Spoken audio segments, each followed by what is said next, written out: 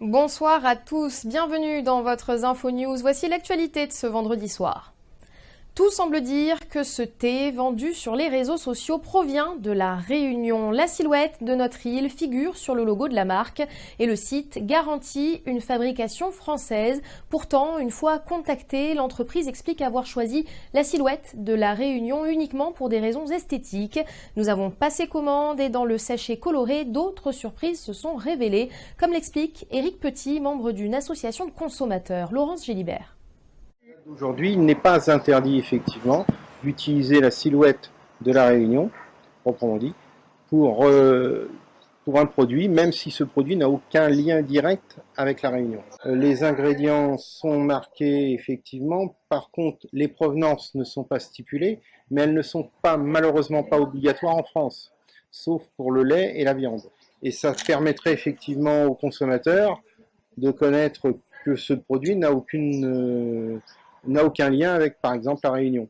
Elle aurait pu très bien mettre éventuellement uniquement thé vert. Alors le point le plus important, c'est effectivement celui concernant le dénigrement, proprement dit, la demande d'arrêt et puis effectivement des traitements médicamenteux.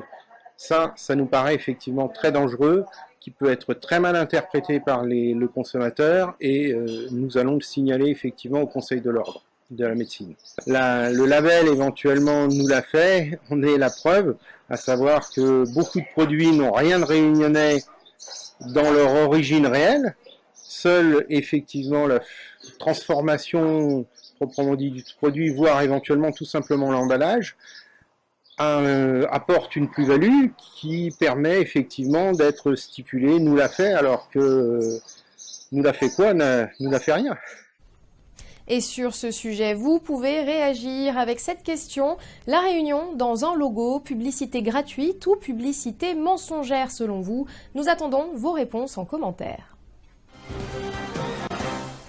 Des freins inexistants et un contrôle technique potentiellement falsifié pour le camion à l'origine de l'accident mortel sur le viaduc de Saint-Paul l'année dernière. C'est ce que révèle l'expertise menée dans le cadre de l'enquête pour déterminer les causes de ce drame. L'état désastreux du camion de la société de transport Incana serait, selon l'expert, en majeure partie responsable de la mort de la victime. La jeune femme d'une vingtaine d'années avait succombé à ses blessures après s'être retrouvée écrasée sous un camion frigorifique propulsé sur sa voiture après la collision avec le 38 tonnes. L'Université de La Réunion accueille aujourd'hui ses étudiants étrangers. Chaque année, ils sont environ 900 à poursuivre une partie de leurs études sur notre île. Déjà, 42 nationalités différentes sont représentées pour cette rentrée. Samuel Le Pen est allé à leur rencontre. Moi, je viens ici juste pour apprendre la langue française et pour moi, j'ai choisi La Réunion parce que ça c'est plus près de mon cœur, parce que La Réunion, c'est une ville pour des gens qui sont origines de l'Inde et il y a beaucoup de gens tamouls et moi je pratique ma religion et ici je vois beaucoup de temples, donc c'est ça que je choisis La Réunion. D'abord, c'est parce que c'est la qualité. La Réunion offre la qualité que je pourrais trouver en France métropole. Donc, j'ai choisi pour cette raison, mais c'est aussi pour tout ce qui accompagne la Réunion, ça veut dire la météo, la culture et tout ça. Nous avons beaucoup d'Allemands qui viennent à La Réunion.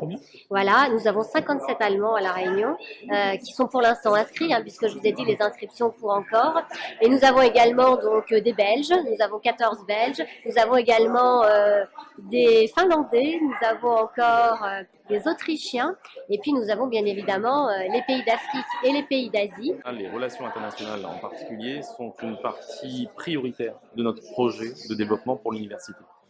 Nous sommes sur un territoire insulaire, nous développons une université insulaire et pour que cette université puisse faire valoir l'ensemble de ses qualités vis-à-vis donc d'un public le plus large possible, il est important pour nous d'accueillir dans les meilleures conditions ces étudiants étrangers. C'est la fin de ce Info News. Merci de votre fidélité. L'information revient dès lundi et toute l'actualité du week-end est à retrouver sur notre site zinfo974.com. Très belle soirée à tous et à la semaine prochaine.